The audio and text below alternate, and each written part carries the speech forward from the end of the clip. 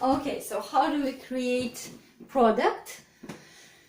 With some kind of stories. Better your students told stories about themselves, but for example, some students can have some blog, I don't know, something, and they say, oh, I have nothing to tell about this within this topic, blah blah blah. Okay, they can make abstract stories, just they have to talk and make these stories, yeah, using the instrument in their own context, testing it. If they make mistake, that's okay, but they have to test it, try, and they will succeed eventually.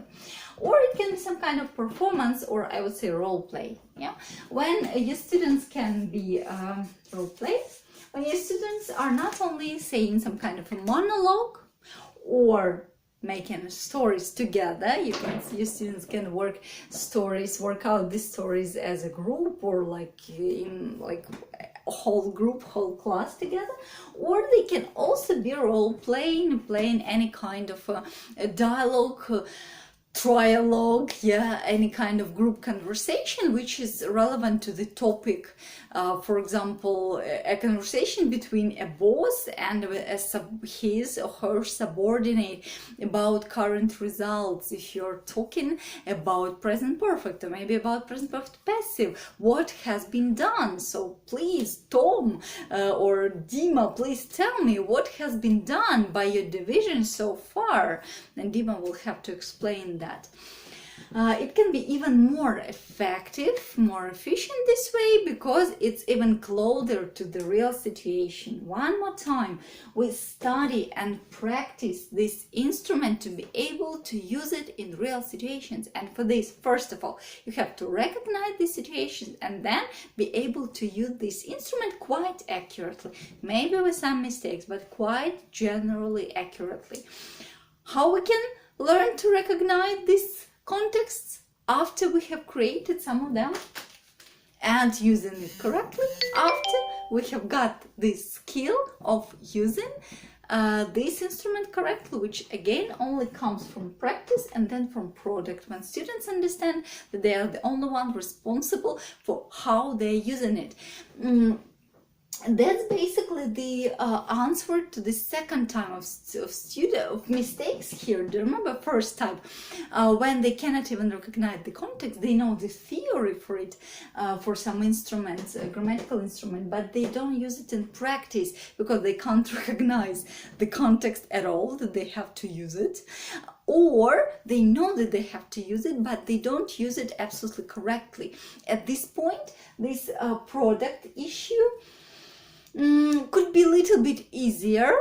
Your students know the context where they have to use it, and if you hear some common mistake which is repeated again by your students, and you understand you cannot, you can correct your students when he's making this mistake. You can clap just without explanations. Every time you clap, and he or she should understand, oh, I must have used something wrong.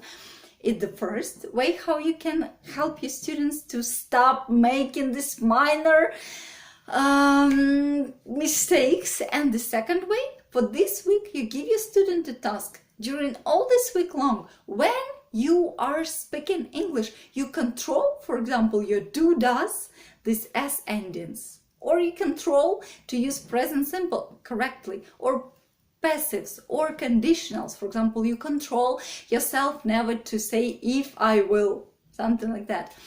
This is also the product, but the product not, I would say, on the first stage when the student is like smelling the air and trying to get how to use it.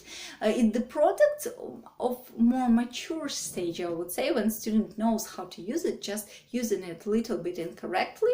But again, it's only his or her work to correct them. It's not your area of responsibility, because you have given all the information needed, but the students have to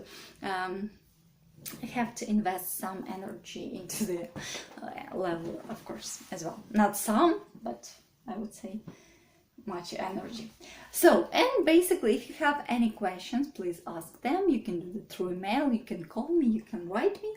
And the resources bank, what I said. So how I present different topics, you can see on our Be Englisher YouTube channel. Maybe you get some ideas how is it possible to present something and maybe practice with your students.